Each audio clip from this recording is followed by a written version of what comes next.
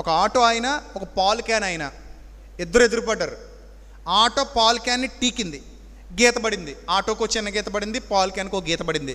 ఆటోడు paint వేసుకుంటే పోద్ది, పాలు క్యానోడు పక్కన వేసుకుంటే పోద్ది. దానికి ఏం ఇష్టం లేదు, నష్టం లేదా, చొట్ట తీసుకుంటే పోద్ది. సింపుల్గా అయిపోయే విషయం. దిగారు. వాళ్ళ అమ్మల్ని ఈయన తిట్టాడు, వీళ్ళ అమ్మని ఆయన తిట్టాడు. అమ్మల దాకా తిట్టుకున్నారు. తిట్టుకుని ఆ పక్కనున్న ఒక బలమైన రాడ్ తీసి ఈ పాలు క్యాన్ ఆయన ఆటో ఆయన బుర్ర మీద కొడిచాడు. కొడితే అక్కడే స్పాట్లో పడి చచ్చిపోయాడు. పోలీసులు వచ్చి ఆటో ఆయన తీసుకుపోయారు. ఆటో పోలీస్ స్టేషన్కి వెళ్ళిపోయింది. పాలు క్యాన్ బండి కూడా పోలీస్ స్టేషన్కి వెళ్ళిపోయింది. మనిషి చచ్చిపోయాడు. అతను జైల్లో పెట్టేశారు. ఇతని కుటుంబం ఏమో భర్త లేని అనాథ అయిపోయింది. అతని కుటుంబం ఏమో భర్త జైల్లో ఉండి అనాథ అయిపోయింది. ఇటు ఈమె పిల్లల్ని పెంచుకోవాలి, అటు ఆమె పిల్లల్ని పెంచుకోవాలి.